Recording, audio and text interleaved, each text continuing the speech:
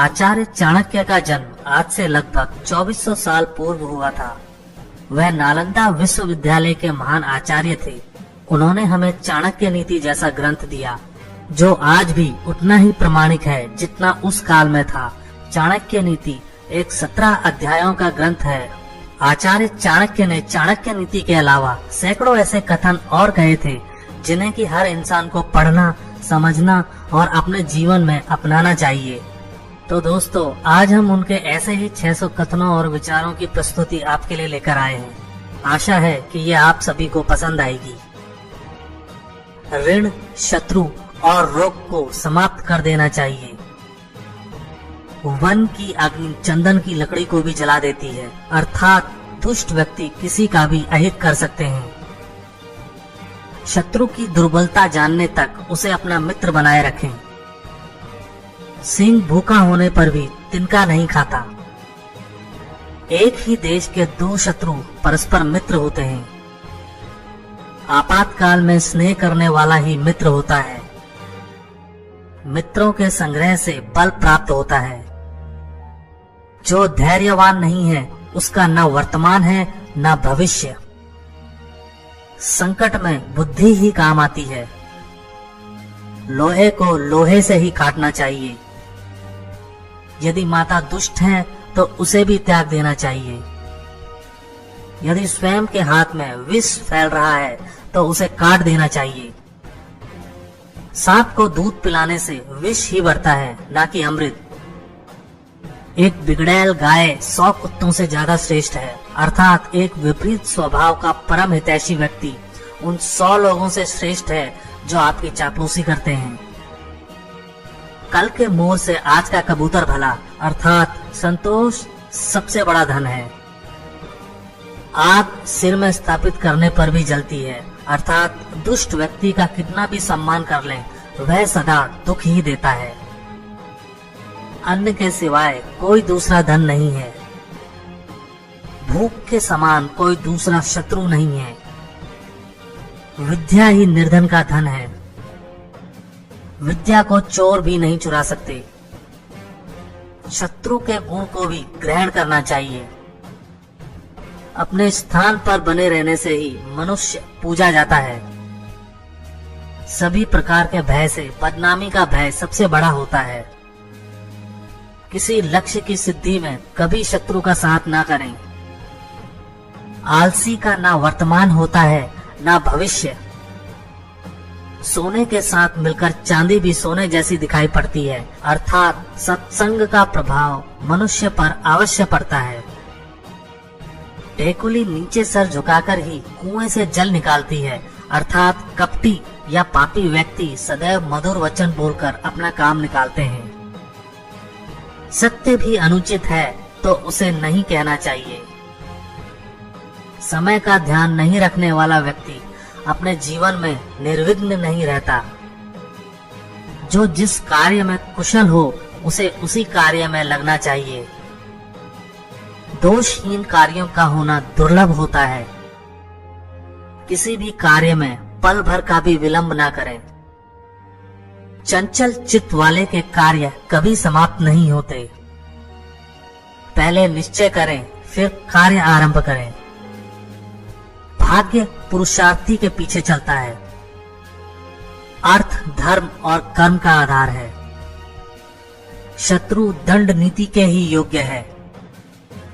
कठोर वाणी अग्निदाह से भी अधिक तीव्र दुख पहुंचाती है। व्यसनी व्यक्ति कभी सफल नहीं हो सकता। शक्तिशाली शत्रु को कमजोर समझकर ही उस पर आक्रमण करें।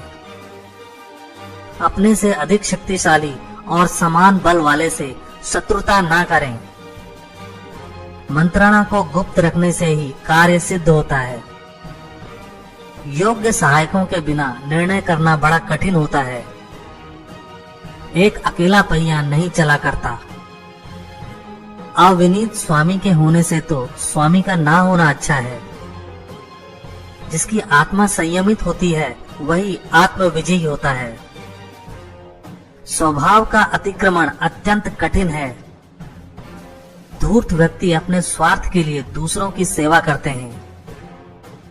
कल की 1000 कौड़ियों से आज की 1 कौड़ी भली, अर्थात संतोष सबसे बड़ा धन है। दुष्ट स्त्री बुद्धिमान व्यक्ति के शरीर को भी निर्बल बना देती है। आग में आग नहीं डालनी चाहिए, अर्थात क्रोधी व्यक्ति को अधिक क्रोध नहीं दिलाना चाहिए। मनुष्य की वाणी ही विष और अमृत की खान है। दुष्ट की मित्रता से शत्रु की मित्रता अच्छी होती है। दूध के लिए हथनी पालने की जरूरत नहीं होती, अर्थात आवश्यकता के अनुसार साधन जुटाने चाहिए। कठिन समय के लिए धन की रक्षा करनी चाहिए। कल का कार्य आज ही कर लें। सुख का आधार धर्म है। धर्म का आधार अर्थ अर्थात धन है। अर्थ का आधार राज्य है। राज्य का आधार अपनी इंद्रियों पर विजय पाना है।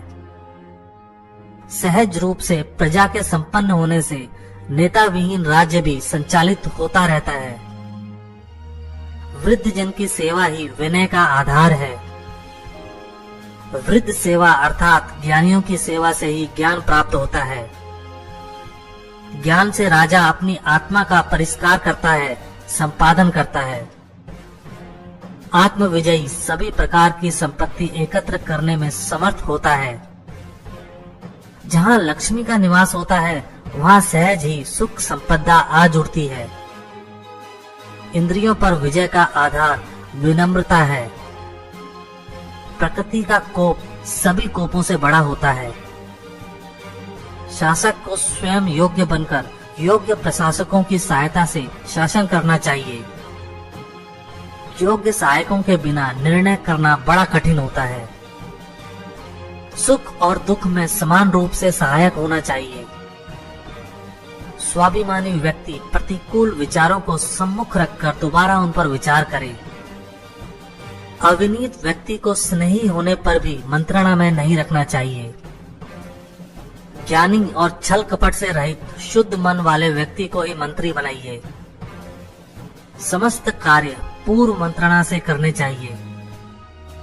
विचार अथवा मंत्रणा को गुप्त न रखने पर कार्य नष्ट हो जाता है।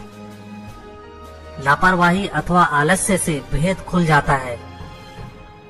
सभी मार्गों से मंत्रणा की रक्षा करनी चाहिए। मंत्रणा की संपत्ति से ही राज्य का विकास होता है। मंत्रणा की गोपनीयता को सर्वोत्तम माना गया है। भविष्य के अंधकार में छिपे कार्य के लिए श्रेष्ठ मंत्रणा दीपक के समान प्रकाश देने वाली है। मंत्रणा के समय कर्तव्य पालन में कभी ईर्ष्या नहीं करनी चाहिए। मंत्रणा रूप आंखों से शत्रु के छिद्रों अर्थात उसकी कमजोरियों को देखा परखा जाता है। राजा, गुप्तचर और मंत्री तीनों का एक मत होना किसी भी मंत्रणा की सफलता है। कार्य अकार्य के तत्वदर्शी ही मंत्री होने चाहिए। 6 कानों में पढ़ने से मंत्रणा का भेद खुल जाता है। आलसी राजा अप्राप्त लाभ को प्राप्त नहीं करता। आलसी राजा प्राप्त वस्तु की रक्षा करने में असमर्थ होता है। आलसी राजा अपने विवेक की रक्षा नहीं कर सकता। आलसी राजा की प्रशंसा उसके सेवक भी नहीं करते। शक्तिशाली राजा लाभ को प्राप्त करने का प्रयत्न करता है। राजतंत्र को ही नीति शास्त्र कहते हैं। राजतंत्र से संबंधित घरेलू और बाह्य दोनों कर्तव्यों को राजतंत्र का अंग कहा जाता है। राज्य नीति का संबंध केवल अपने राज्य को समृद्धि प्रदान करने वाले मामलों से होता है। निर्बल राजा को तत्काल संधि करनी चाहिए। पड़ोसी राज्यों से संधियां तथा पारस्परिक व्यवहार का आदान प्रदान और संबंध विच्छेद आदि का निर्वाह मंत्रिमंडल करता है। राज्य को नीति शास्त्र के अनुसार चलना चाहिए। निकट के राज्य स्वभाव से शत्रु हो जाते हैं। किसी विशेष प्रयोजन के लिए ही शत्रु मित्र बनता है। अवाप अर्थात दूसरे राष्ट्र से संबंध नीति का परिपालन मंत्रिमंडल का कार्य है। दुर्बल के साथ संधि ना करें।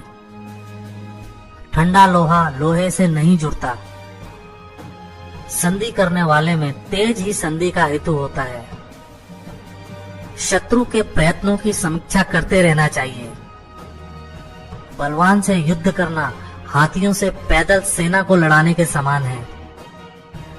कच्चा पात्र कच्चे पात्र से टकराकर टूट जाता है।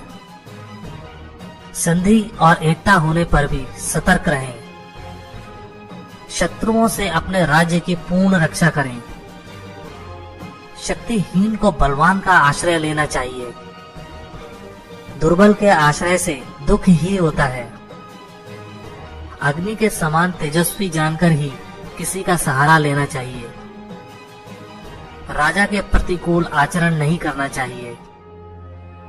व्यक्ति को उटपटांग अथवा गवार वेशभूषा धारण नहीं करनी चाहिए। देवता के चरित्र का अनुकरण नहीं करना चाहिए।